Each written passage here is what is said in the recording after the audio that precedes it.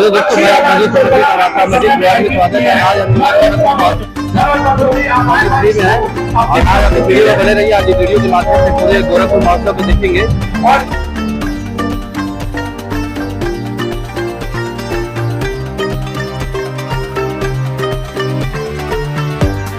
दोस्तों आप आइए चलते हैं वीडियो के माध्यम से पूरे गोरखपुर महोत्सव को देखते हैं जो बहुत ही अच्छे से आयोजित किया गया है।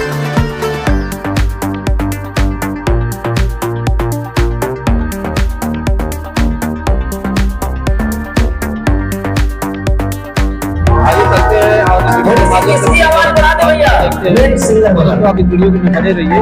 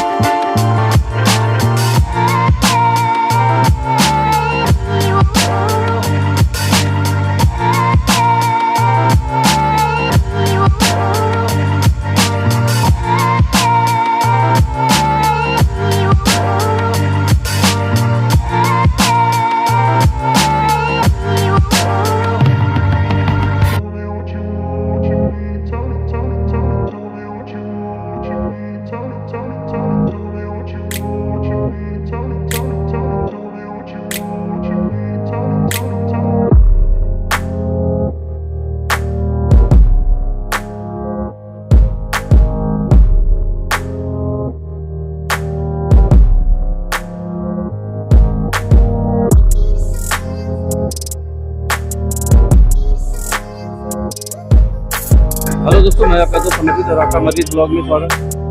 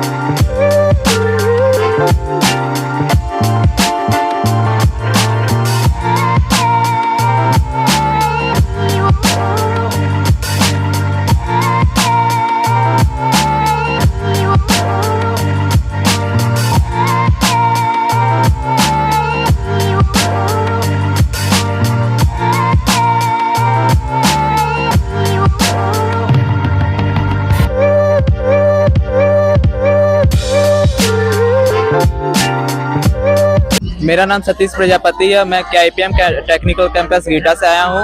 आज हमने स्मार्ट हेलमेट बनाया जो IoT बेस्ड है। इसका फंक्शन ये है कि हमने एक बाइक मॉड्यूल दिया है जो बाइक से कनेक्ट होता है। बाइक और हेलमेट दोनों एक ही बाइक का होना चाहिए तभी काम करेगा। और ये इसमें क्या है कि हमने प्रेशर सेंसर दिया है, नीचे प्रेशर सेंसर है कि जो इस हेलमेट को लगाएगा तभी बाइक ऑन होगा, अगर नहीं लगाएगा बाइक ऑन नहीं हो सकता है। इसमें प्रेशर सेंसर को सेंस करेंगे तो ये ऑन हो जाएगा वहाँ पर। इसमें सेकंड ये है कि किसी का एक्सीडेंट होता है तो ये क्या करे 20 सेकंड बाद ये अनाउंसमेंट करता है, उनके कॉन्टैक्ट डिटेल, उनके एड्रेस, उनके ब्लड ग्रुप्स, ये अनाउंस करके हेल्प के लिए चिल्लाएगा। और ये क्या है फैमिली मेंबर्स को उनको एक मैसेज लोकेशन के साथ ड्रॉप करेगा जिससे उनको जल्द से जल्द उनको सेव कर लिया जाए। मैं सत्यम गुप्ता KIPM गीडा कॉलेज से। आज हमने कोडाप्टर ड्रोन बनाया है, ऑटोनोमस कोडाप्टर। ये इसमें GPS मॉड्यूल और फ्लाइट कंट्रोलर और हर तरह के सेंसर लगे हुए हैं। इसके फ्लाइट कंट्रोलर में हर तरह के सेंसर हैं, वेदर सेंसर, बैरो सेंसर जो हाइट से ऊपर जाएगा, हाइट बताएगा कि कितनी हाइट पे है। और इसमें टेम्परेचर सेंसर है जो बताएगा कि क्या टेम्परेचर है, वेदर कैसा है, उड़ने लायक है कि नहीं। और इसमें GPS मॉड्यूल लगा है। इसकी खासियत ये है कि अगर हम इसको ऊपर उड़ाते हैं और उसको ऑटोनोमस मोड पे लगा देते हैं तो ये 1 किलोमीटर का सर्विलेंस करके वापस वो उसी जगह लैंड कर जाएगा। और इसके फ्लाइट कंट्रोलर में एक और बात अच्छी है कि अगर ऊपर ये उड़ते हुए इसमें कोई भी दिक्कत आ जाती है तो ये नहीं कि सारे मोटर एक साथ बंद हो जाएंगे, धीरे धीरे सारे मोटर स्पीड उसकी बस स्लो होगी और फिर नीचे आएंगे।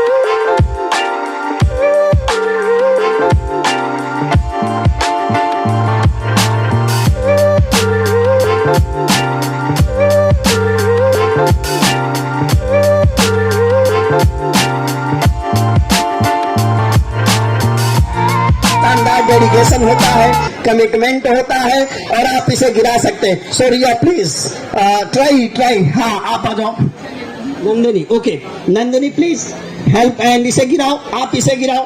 देखो कैन यू, देखिए आपने देखा होगा आपके घरों में ऐसे बहुत सारे खिलौने होंगे जिनको आप कितना भी गिरा दे दे विल स्टैंड अगेन।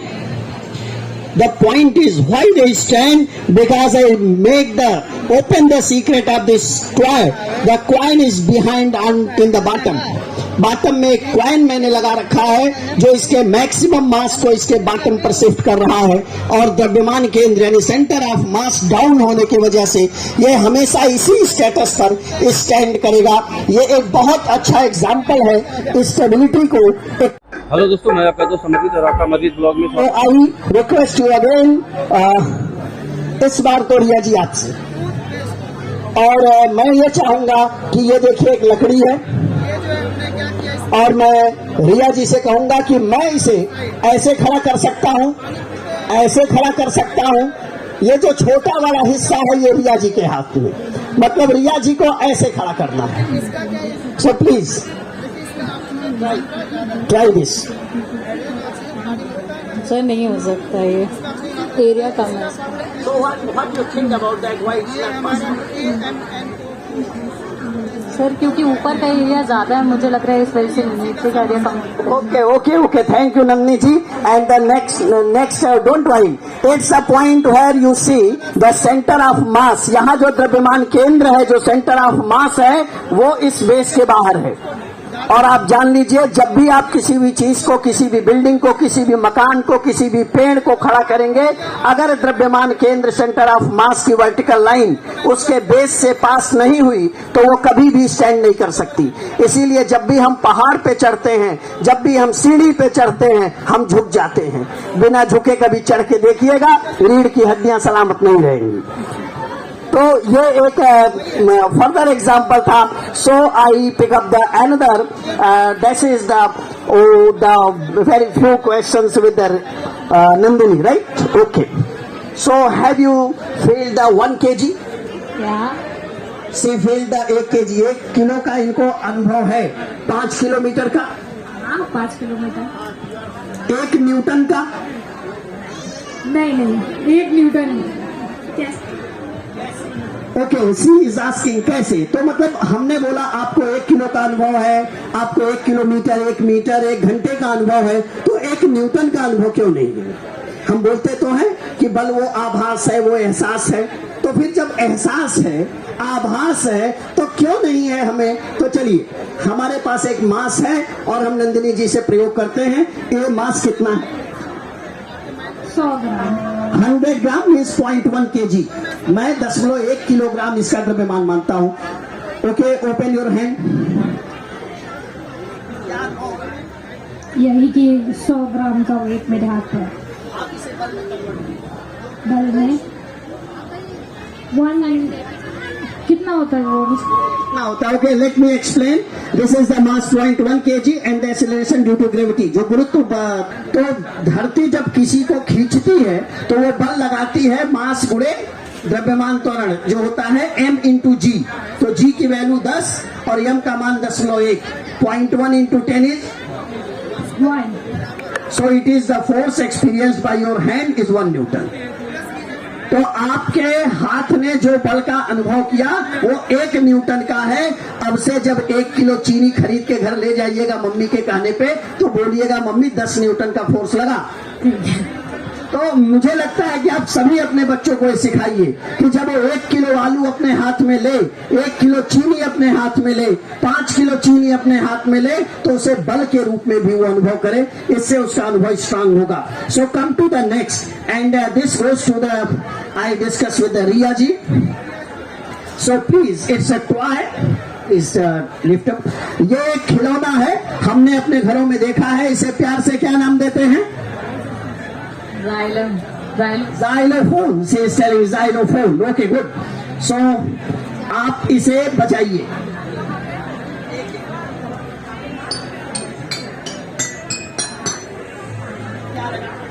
वॉइस में डिफरेंस आ रहा है। वॉइस में डिफरेंस है, यानी साउंड जो बदल रहा है। तो मेरा कहना क्या है, इसके पीछे भी विज्ञान बच्चे को समझाइए। 11th स्टैंडर्ड में जब हम पढ़ते हैं 11वीं की कक्षा में, तो हमें पता होता है ध्वनि की आवृत्ति जो है किसी तार के लंबाई के व्युत्क्रमानुपात, इनवर्सली प्रोपोर्शनल होती है। क्लास 11th का टॉपिक है ये।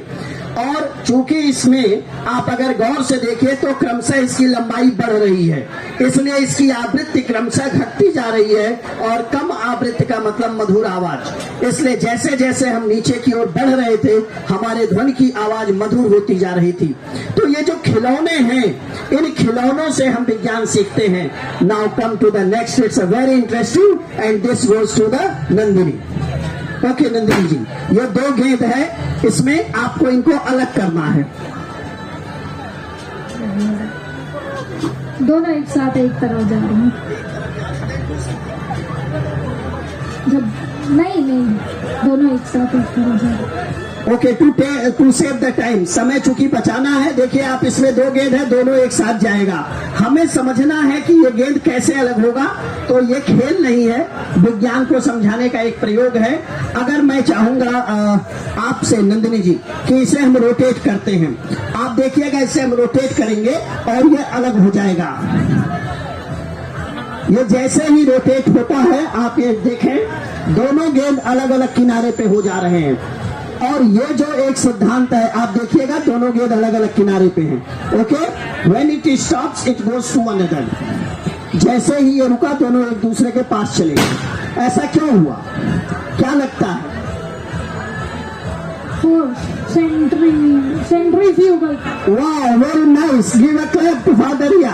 नंदिनी, हाँ नंदिनी के लिए जोरदार ताली बजाइए। कंजूसी न करिए, दर्शक दीर्घा का आनंद तब है जब तालियां बजती रहें, और जाड़े में तो तालियां और जरूरी है, ऊर्जा का ट्रांसफर होता है। तो बिल्कुल सही है, जब कोई भी चीज वृत्तीय गति करती है तो बाहर की ओर एक बल लगता है, उस बल को अपकेंद्र बल या सेंट्रीफ्यूगल फोर्स बोलते हैं। उसको समझने का एक परफेक्ट एग्जाम्पल था। Now come to the one, और इस बार मैं फिर से जो है रिया जी के पास जा रहा हूं, और ये जो है हमारे पास एक स्लिंकी बोलते हैं इसको, SLINKY, स्लिंकी है ये। और ये आप लीजिए। अच्छा, पहले इसको नीचे छोड़ दीजिए। आप देखिए ये नीचे जो है ये स्लिंकी है, यहां से हम इसको, इसमें तरंग आपको स्पष्ट दिखेगा। एक झटके से देखिए तरंग नीचे जा रही है और फिर वही तरंग वापस आ रही है। तो ये प्रयोग आप अगर करें तो जिन बच्चों ने अनुप्रस्थ तरंग यानी लॉन्गिट्यूडनल वेव को देखने का एक तरीका है, ये आप आसानी से देखिए कि हाउ डिस्टरबेंस वेरीज, कैसे डिस्टरबेंस आगे बढ़ती है। तो ये आप देखें, इसी तरह से अगर मैं इसे हॉरिजॉन्टल कर दूं, जरा इसको आप पकड़ लीजिएगा प्लीज, हाँ प्लीज गो बिहाइंड।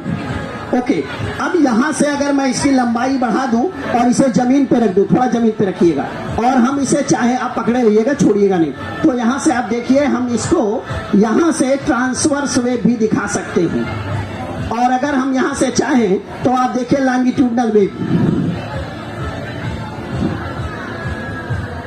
तो यहां से हम बहुत अच्छे से लॉन्गिट्यूडनल वेव दिखा सकते हैं। बच्चों का खिलौना भी है ये। आप देखिए, आप यहाँ से ऐसे ऐसे करिए, ये SHM का एक बहुत अच्छा एग्जाम्पल है, सिंपल हार्मोनिक मोशन, सरल आवर्त गति। तो तरंगों की गति, सरल आवर्त गति। एक और पॉइंट है जिसको बताते हुए मैं आगे थोड़ा बढ़ता हूँ। क्या है ये? Will you tell speakly loudly? मौत का कुआं। मौत का कुआं। अब इनको हम ले जाएंगे। Okay, she is interested to go into the death well. Okay, तो मैं यहाँ आपको ये समझाना चाहता हूँ कि मौत के कुएं में जो बाइक दीवालों पर चलती है वो कैसे चलती है। एक बच्चे के लिए आकर्षण होता है, एक बच्चे के लिए उत्साह का केंद्र होता है। तो हमने कुछ न किया, एक गुब्बारा है और इसी में एक छोटा सा टुकड़ा डाल दिया है। अब मैं आपको दिखाता हूं, जैसे जैसे मैं इसे हिलाऊंगा, ये देखिए आपको घूम रहा है। ये आप देखिए, अब यहां